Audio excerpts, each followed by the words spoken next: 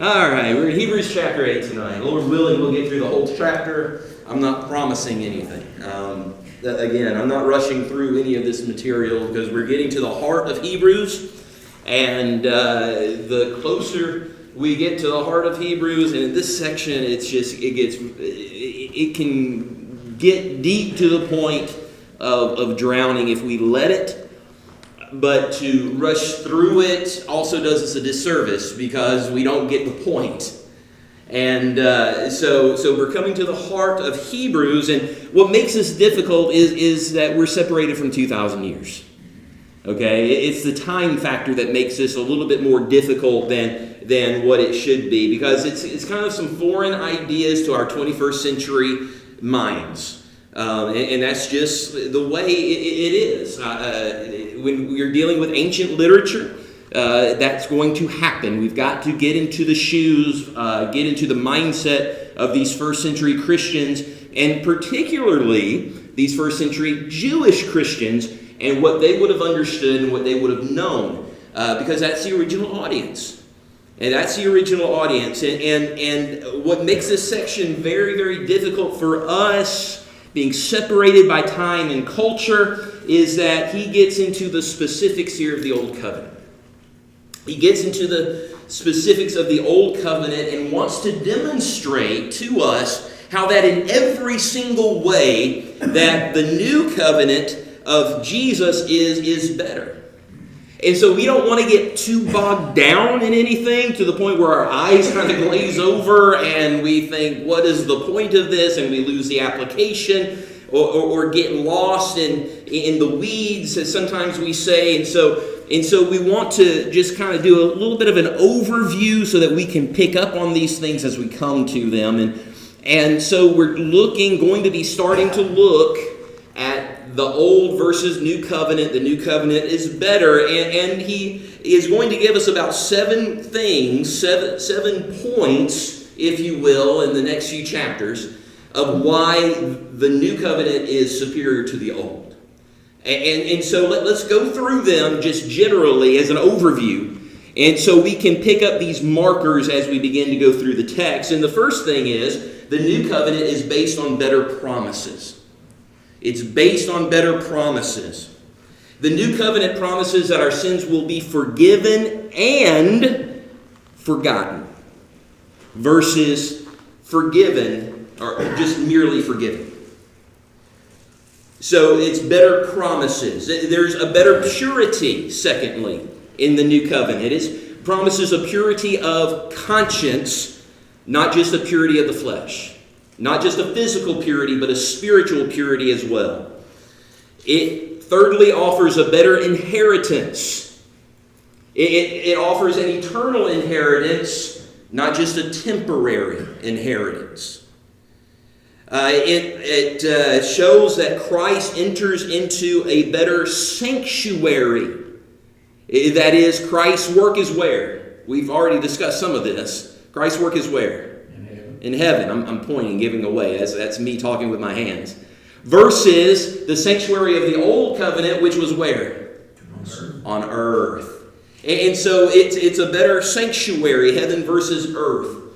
It offers a better sacrifice. A better sacrifice, the blood of Jesus versus the blood of animals.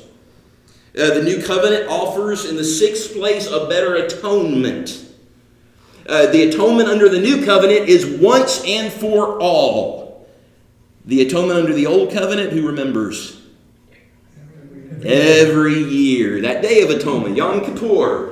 If you ever heard of Yom Kippur, and you say, well, that's a weird name. That's the Day of Atonement. That's what you're talking about there. And in the last place, 7, we face a better fate when Jesus returns. Under the New Covenant, we will gain salvation. Outside of the New Covenant, you gain judgment. And so those 7 things are going to be spelled out here in this section of Hebrews in chapter 8 through 10. That's what we're going to be focusing on. Those are going to be our landmarks. You know, you get out in the woods and you don't want to get lost, so sometimes you tie a ribbon around some trees or, put some breadcrumbs on the ground or whatever the fairy tales tell you to do so you don't get lost and you can follow your way out. We don't want to get bogged down in a lot of these things. And so if we have our landmarks, we can remember, okay, well, maybe I'm not getting this, but hey, here's the main point. And so we don't get lost in the details. And so what we're going to see, beginning in verse 8, he is going to introduce another quotation from the Old Testament Scriptures. Now, he's done this a lot, but he's going to give his biggest one, his longest one, and it's going to come from Jeremiah 31, where Jeremiah 31 speaks of the promise of a new covenant, a new and better covenant. And Jeremiah wrote this 600 years before Jesus came to the earth, which is just remarkable. You talk about the prophetic statements of Scripture and how they prove the inspiration of Scriptures and how special this book really is. This is one of them. Jeremiah is writing 600 years before Jesus, and he's talking about a new and better covenant that's going to come. And so we need to take our time with this. We don't want to rush through. We're going to at least cover the first 7 verses of chapter 8. I'd like to get through all of it, but that may not be possible. So if it gets to the point where you have a question about something, let's ask it. Because this is one of those things that it's going to start, and it already really has, but it's building on top of each other. And so if one point is missed, it's very likely that the rest of the points will be missed, and we don't want that to happen. And so ask the question, let's get into the detail of it. If it's something that, that way I know where y'all are, and we can kind of get through this, march through this book together, and get an understanding, and that's the main thing.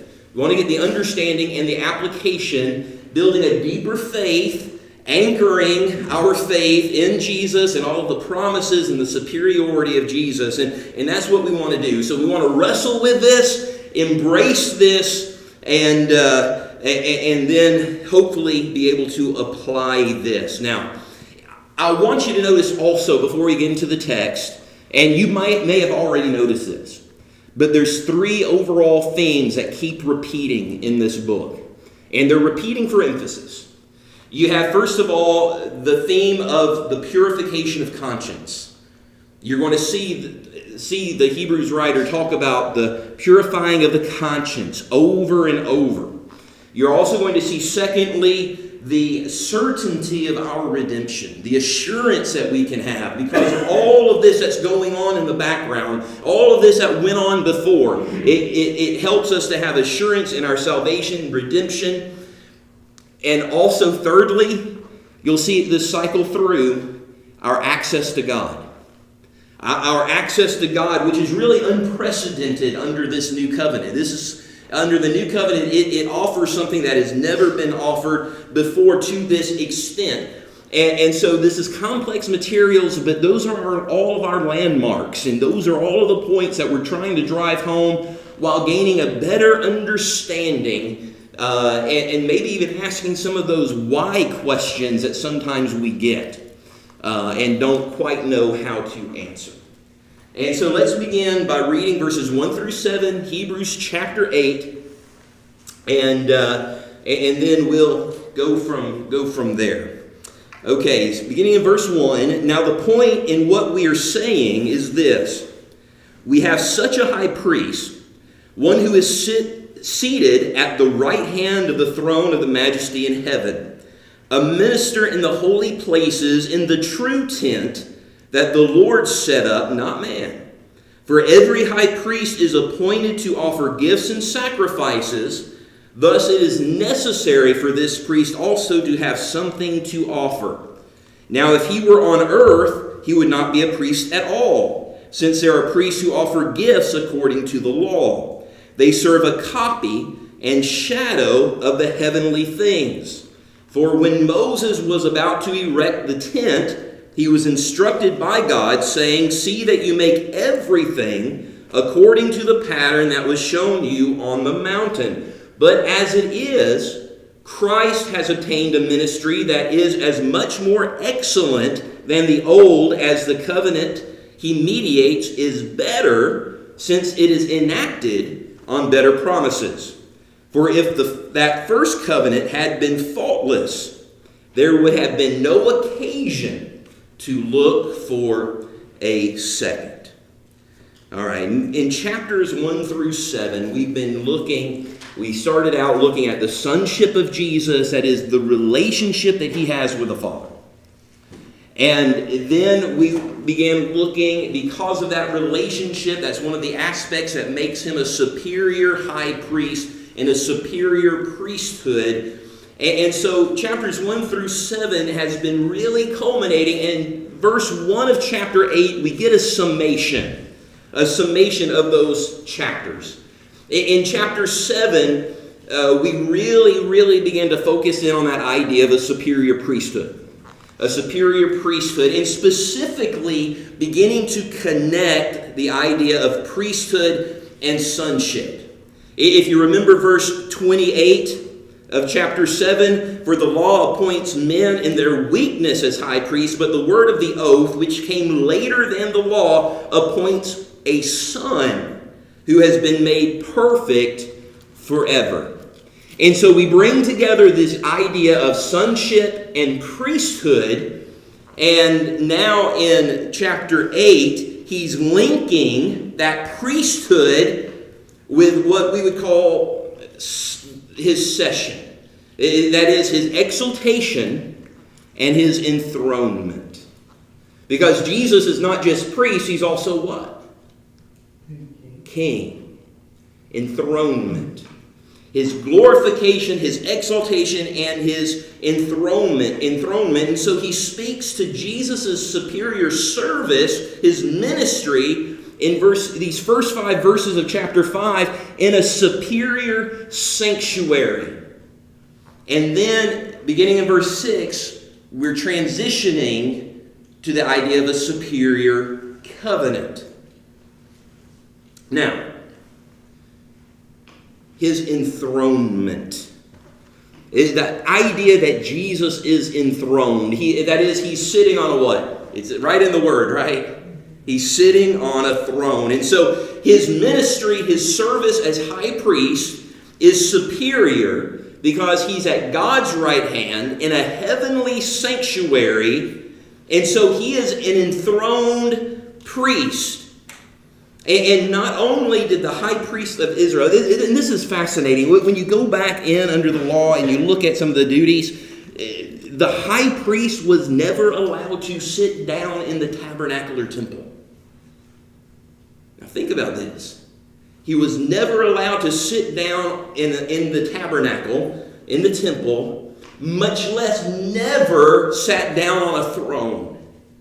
But what is the position that Jesus is shown in? He's seated. What does this being seated bring to mind? Permanence. Permanence. What else? Superior. Authority. Let's go to Matthew 5. I want you to see this. We've gone through this before. I know I have, but it's been a long time. Matthew 5. And Matthew gives us a very strange opening. What's the discourse that we're reading about in Matthew 5? Sermon on the Mount. But the first couple of verses are very strange. Okay? Seeing the crowds, this is verse 1. Seeing the crowds, he, Jesus, went up on the mountain. Now that would make sense. Everybody's able to look up. Stages are higher. He's about to start preaching to them, teaching them, so everybody can see him. He goes up on the mountain, okay. And when he sat down, his disciples came to him, and then and he opened his mouth and taught them. Why those two details? He sat down. Today, preachers get up to preach, what are they doing? They're standing. You go to a concert, what are they doing? They're standing. Go into a high school, the teacher is usually lecturing, doing what? Standing. College, standing. Why are we told that he sat? It's important. The first century rabbis, the first century teachers, the culture of the day, when someone sat, they were speaking with authority. The idea of sitting just brings about the idea of authority to that first century mindset. And then we're told by Matthew, so repetitiously it seems like, not that he began teaching, but he did what? He opened his mouth and spoke.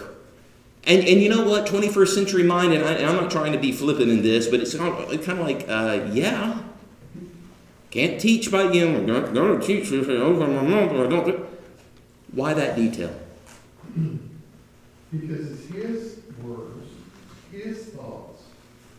So he's just, all he has to do is speak them. When you stand up and preach, you're not preaching your ideas, you're preaching or presenting someone else's information. When you sit down and get comfortable, it's like he's speaking of it out of his own mind and out of his own mouth, what he's thinking himself. All that's true, but it's wrong. Okay? Any idea why? I've got put in my Bible as a prophet. Ah.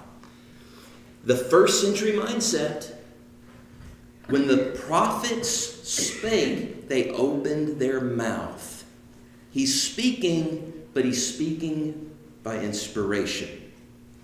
He is speaking with authority. He's speaking as a prophet, a spokesman for God. And so we told that. Now, going back to Hebrews chapter 8, he sat down on a throne, and no other high priest was able to sit down. No other high priest definitely did not. The high priest definitely did not sit on a throne. But there's authority involved in here. Matthew 28, all what has been given to me in heaven and earth? Authority. All authority.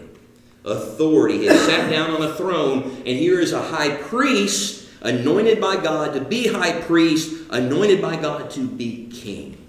Our priest king. Turn to Zechariah 6 and verse 13. Centuries before all this, verse 13 reads, "It is he who shall build the temple of the Lord and shall bear royal honor and shall sit and rule on his throne. And there shall be a priest on his throne, and the counsel of peace shall be between them both." Again, prophetic statement about Jesus' enthronement and work as priest. And so here he is on the throne. He's seated. Now, when we think of being seated, what are we doing when we're seated? Listen. We're listening, maybe relaxing. Are we really working? No. Not really. Not in our day and time. We're doing something passively. Usually. That's the connotation. If someone's being lazy, you might go in and say, well, what's so-and-so doing? Oh, he's just sitting over there being lazy. Or if you sit for a long time and you're of age, which most of us are, what usually happens? People are falling asleep, right? Now, we don't want to mix up our 21st century idea of sitting with what Jesus is doing, because Jesus' enthronement in heaven, in the heavenly sanctuary, that is a place of work. He is not just enthroned as our priest, he is an engaged priest. He is engaged in work. Verse 2 of chapter 8 says he is a minister in the holy places. Now, what's interesting, this word minister, and the word minister simply means to serve. Have you ever heard of what does the word liturgy mean? Liturgy, or liturgical? Religious habit. Religious habit. It's really just religious work. It's one of those jargons, that part of the theological jargon, the liturgy, you find a lot in orthodoxy. That word being thrown around. The word minister here is liturgos. That's where the word comes from. And it's talking about a work. It is to perform literally a public service.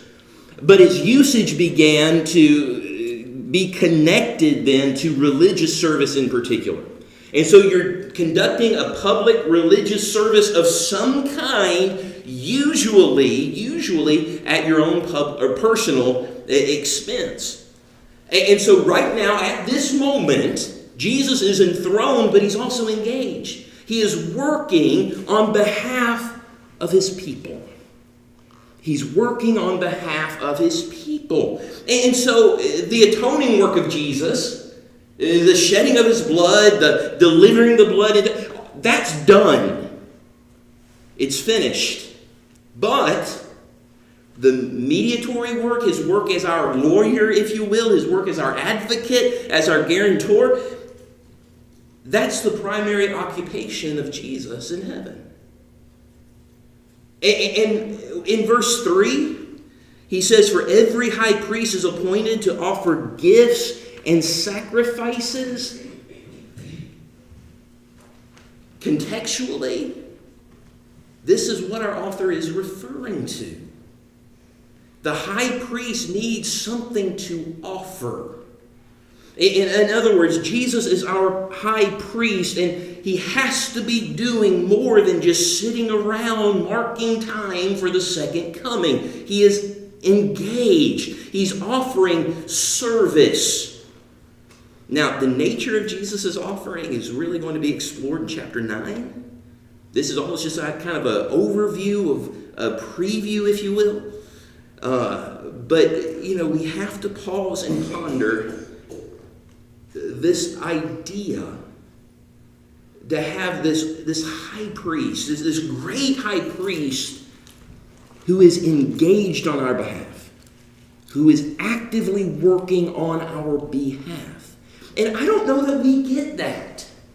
I think we picture Jesus sat down, okay, he's resting, waiting until he comes back. But no, he is actively engaged in the seat of authority, working on our behalf. And we go on in the text, and Jesus is serving, is working in what kind of sanctuary? Heavenly. A heavenly sanctuary. Not an earthly sanctuary, but heavenly. And that right there shows his superiority to every other high priest that came before him. Now, the idea of a heavenly tabernacle, that might be a little challenging. It goes back to the type, antitype. That subject can be a little confusing sometimes, especially to us today. But think about it just for a second. Is there any other place where Jesus would be working? Should be working? Other than seated in the throne room of God, on the right hand of God, there's no other place where Jesus would be serving but in heaven. But now, going back again, having to kind of get in that DeLorean and go 88 miles per hour to get back to the first century mindset. In this time period, Greek philosophy in the prior centuries had really started to take hold of the culture. And it had a lot of influence on how people thought and pictured things. And that's true today, too. That's true today, too. Our culture influences how we think most of the time, in general.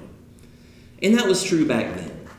And so they had this mindset, this belief that certain things on earth were just material copies or shadows, if you will, of spiritual realities. In other words, certain things on earth had a spiritual counterpart. And the philosophy itself originated with Plato. If you ever read Plato's works or have ever had to in school, then you probably recognize that was really big in his philosophy, that certain earthly things had a spiritual counterpart. And this idea is really reflected in a whole lot of Jewish literature of the time. If you go back to the Dead Sea Scrolls, you can see it there.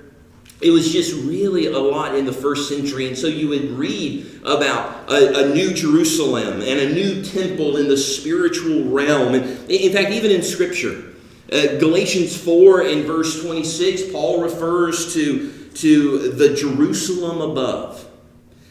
John does this in Revelation 21. He talks about the holy city. He sees the holy city descending. And then what's interesting in John 21, this holy city descending, he says he saw no temple in the city, for the Lord God Almighty and the Lamb are its temple.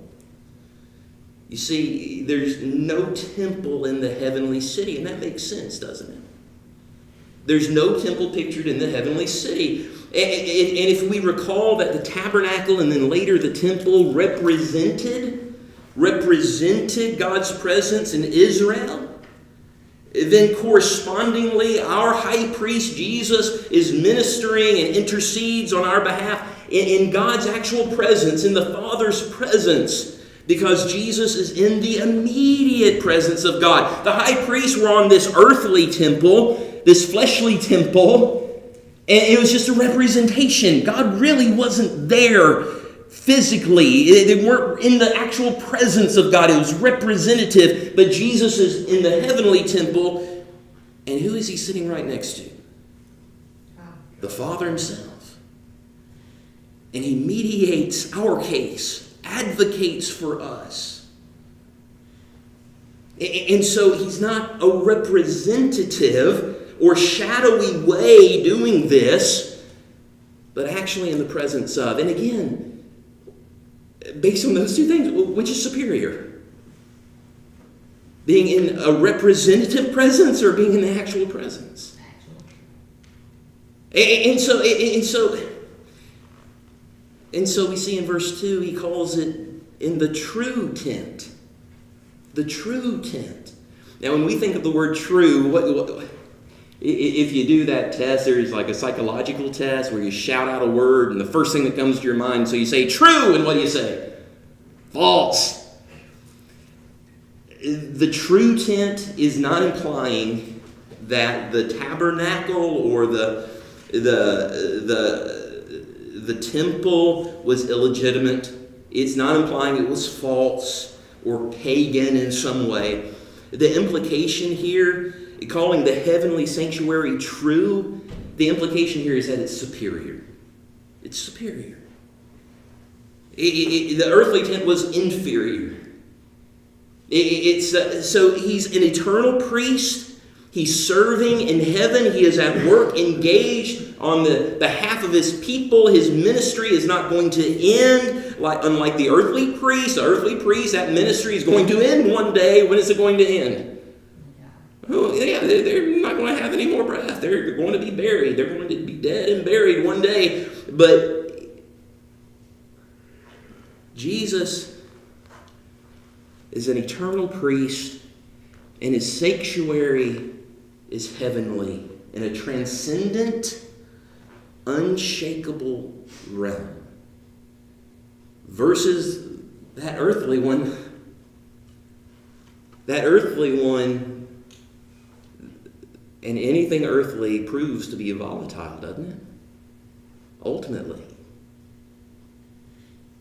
Making Jesus' priesthood, again, superior.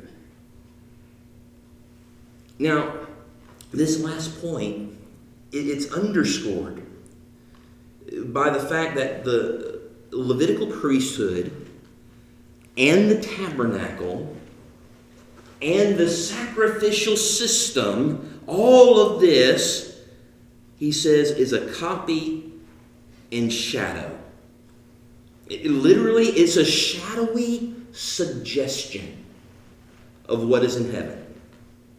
The word copy, we think of copy, my mind anyway, goes right to the Xerox machine, right? You slap the piece of paper down and you make a copy. The word copy here is literally a sketch. We could think of it as an outline.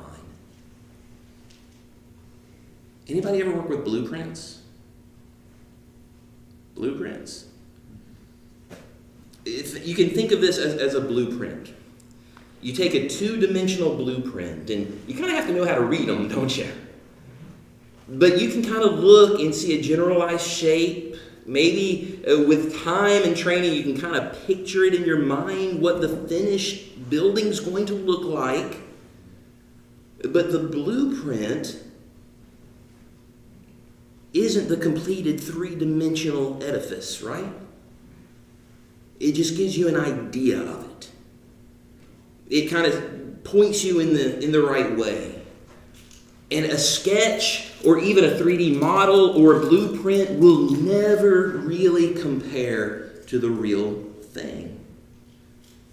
I've never been to the Grand Canyon. I hear it's amazing. Anybody been to the Grand Canyon? Y'all have been to the Grand Canyon.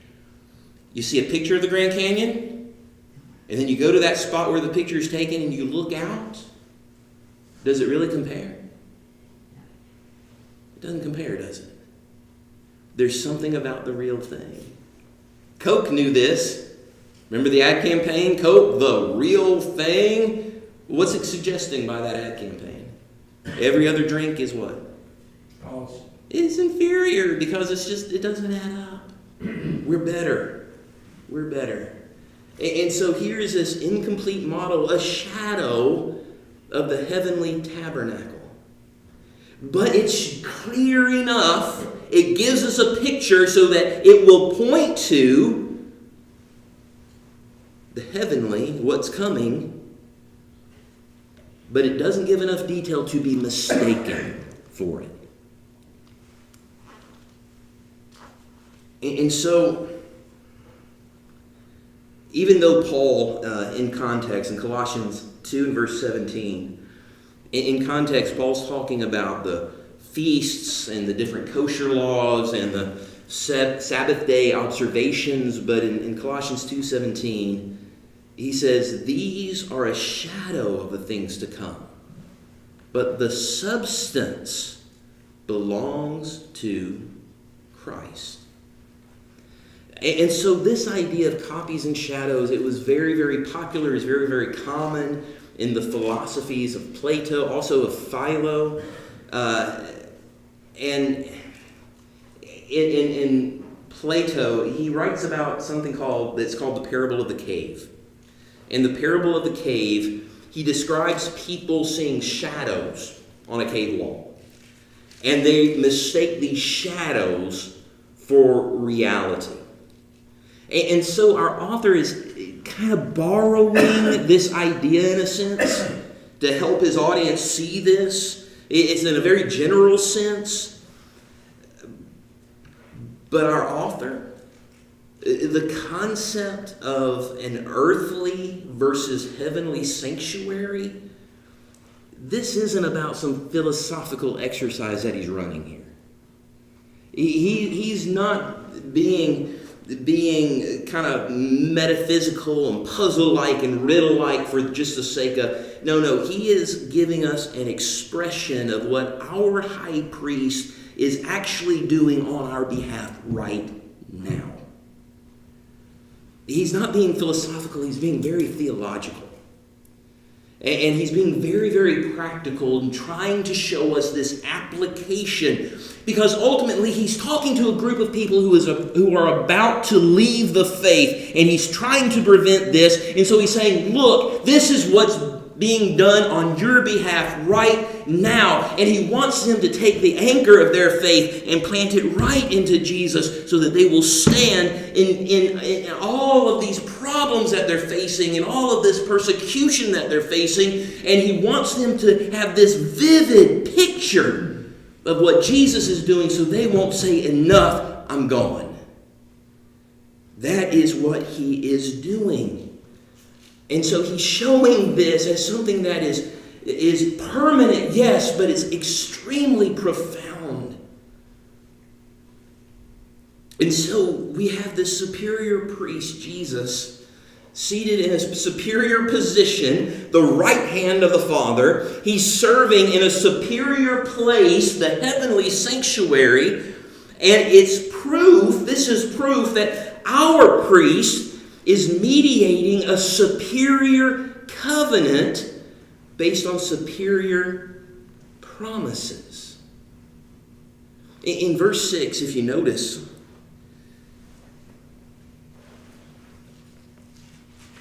he uses the word better twice, a dual use of the word better. He mediates, the covenant he mediates is better since it is enacted on better promises. He's stressing this idea. He's bringing it to our attention because he's about to jump right into how the new covenant is superior.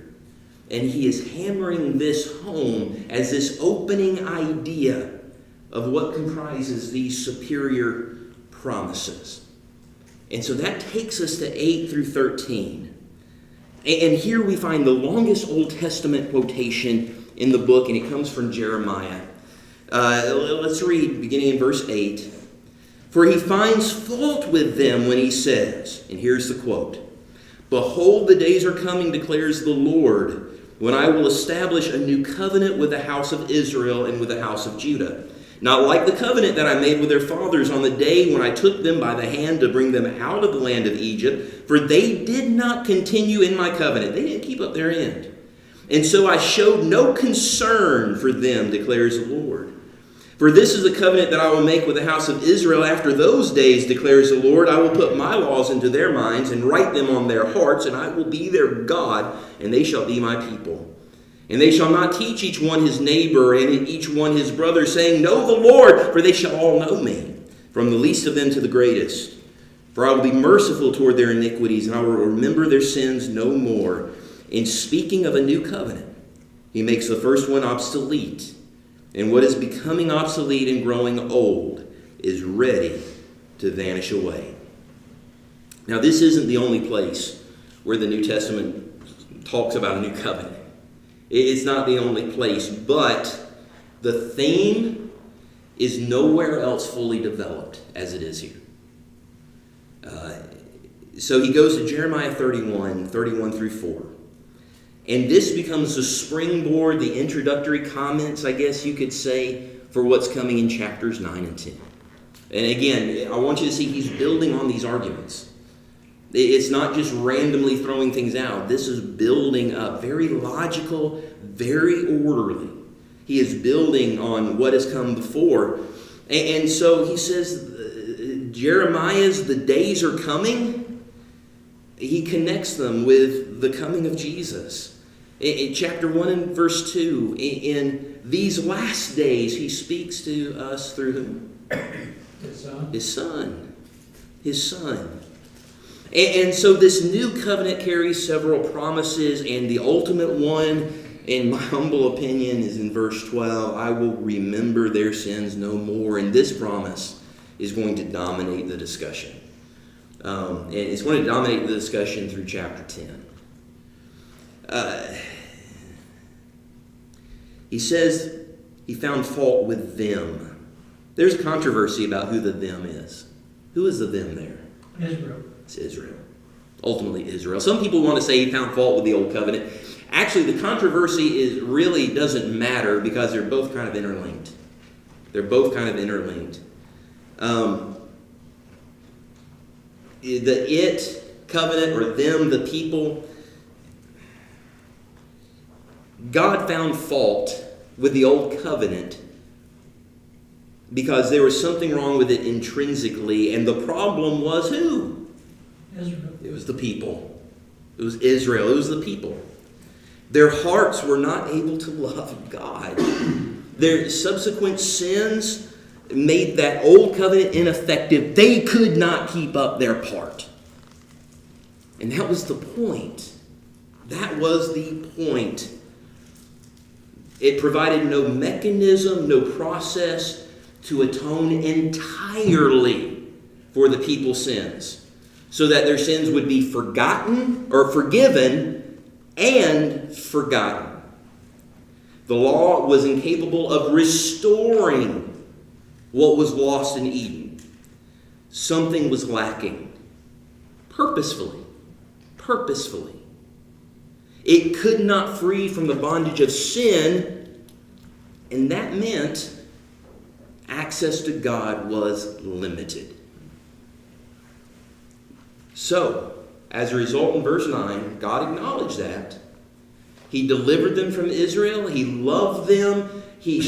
But eventually, it says he showed no concern for them because they did not continue in his covenant. They did not keep up their end. He showed no concern. Literally, he neglected them. He neglected them. You could translate it as, I lost interest in them. I lost interest in them.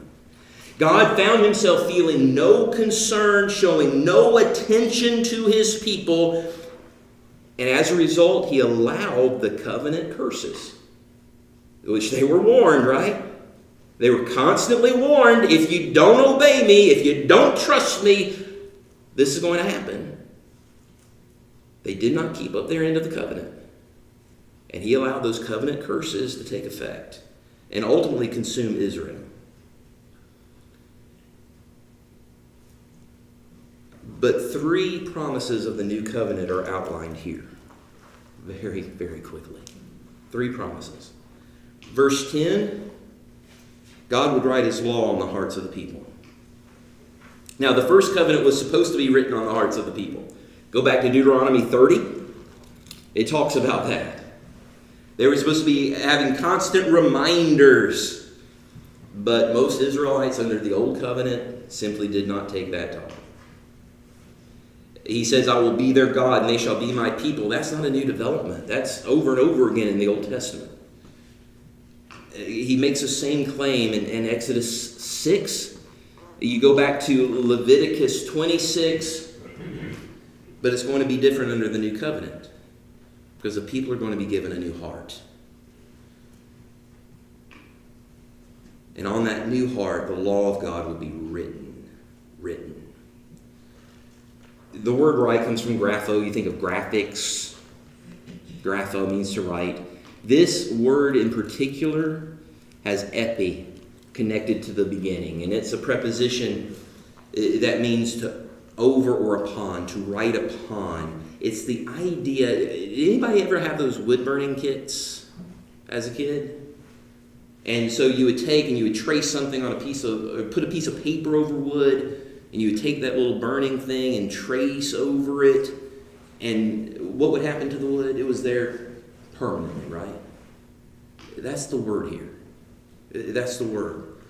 It's the idea of not just writing on the heart, but engraving on the heart. It's branded there permanently. But the second promise is in verse 11. It's the people would know the Lord. Now, we think of knowing somebody. That means what? Identify. You can identify someone. I know Jack. I see Jack at Walmart. I'll say, hey, Jack. I know Will. We know. This isn't just about identification. I can identify who God is. No, this is about a relationship. I'm going to know, the people would know the Lord intimately. A relationship there. And so you're going to come to know him, know the Lord, knowledge about him, not just about him, but intimately know him. You're going to have a relationship. And when our author here is quoting Jeremiah, it could very well be that he is using the word Lord to refer to Christ. He does it in chapter 2, he does it in chapter 7, does it again in chapter 13. And so that could very well be what he's referring to here. And how do we come to know the Father intimately and have a relationship? Through Jesus. Through Jesus. Through Jesus. We know the Father personally, and it makes sense. It's through Jesus because we can see Jesus, and if you see Jesus, you see who? You see the Father. You see God. And we've already been told that Jesus is the exact imprint of the Father. He's the radiance. And under this new covenant, it means each person in God's family will have a personal relationship with the Father through Jesus. And the third promise, we already mentioned it, it's the heavy one. It's the one that's really going to be stressed throughout the rest of these next few chapters. But it's that the sins would be forgiven and forgotten. Now,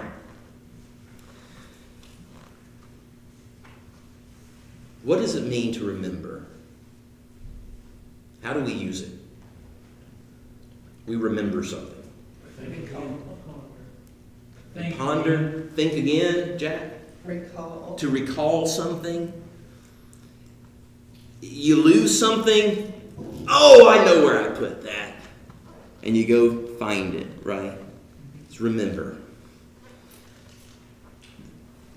Remembering in the Hebrew mind does not refer to previously lost knowledge. We have a problem with this, and I admit I struggled with the idea of God forgetting or God remembering, because if you remember, it implies forgetting. And over, God remembered Noah. Well, how did he forget him? What does that mean? And you know what we've done? We've made up all these theories. Well, God's all powerful, so he puts a spell on his mind to make him forget and all this other kind of stuff. No. It's very simple, a cultural problem in the usage of words. Forgetting, remembering, it doesn't refer in the Hebrew mind to lost knowledge or a memory. It refers to it refers to going from not interacting with someone to now doing something for someone, usually on their behalf, or doing something to someone for their benefit. And it could be in the positive or it could be in the negative. And it's used both ways in the Old Testament scriptures. David would say, Lord, don't forget me. Don't forget your covenant. Don't forget your mercy. What is he saying? He's saying, act upon me. Help me. Show mercy to me. Enact your promises to me. At the same time, remember your mercy and your covenant, but in the negative way, forget my sins and trespasses. Again, you read that over and over again. What is he saying? Don't act on my failures. Don't act on my sins. When God remembers, it's not like he has a V8 moment and knows where his car keys are.